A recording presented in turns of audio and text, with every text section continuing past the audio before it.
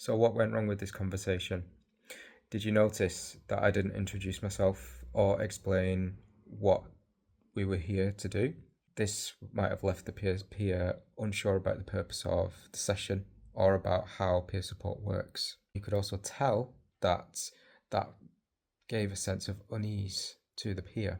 When I responded with, everyone gets stressed and everyone has sleepless nights, I was minimizing the peer's struggles, which can make the peer feel like their issues aren't valid or serious enough to discuss. And by doing that, I made the peer feel unheard. Another way I made them feel unheard was, instead of listening to understand the peer's experiences, I jumped into making suggestions for how to try and get on in life, such as managing your time better, trying meditation. That kind of felt dismissive for the peer. She wasn't asking for solutions, but that's the first thing I went to. All she wanted was to be heard. To add fuel to the fire, I started adding statements to imply blame and judgment. I said that you can't expect to feel better if you're not following through. And I also implied that she's making things harder for herself by not carrying out the things that she needs to do, from my point of view.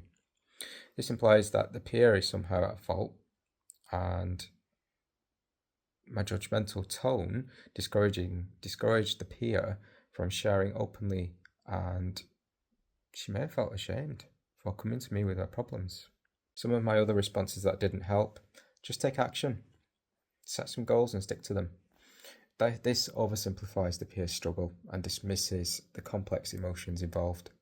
These responses don't acknowledge that the reality is that making changes while feeling overwhelmed can be incredibly difficult.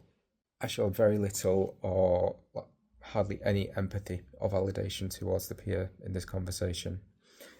Empathy and validation are essential, especially in the first meeting, for the peer support worker.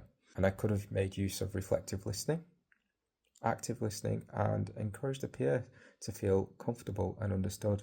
The bottom line in this conversation is that there was complete lack of empathy towards my peer. I was rushing to offer advice and minimizing the peer's experience. This can lead to an unproductive and uncomfortable first meeting. Instead, a more effective approach will focus on listening, validating a peer's feelings, and building trust so that the peer feels supported and more open to future sessions.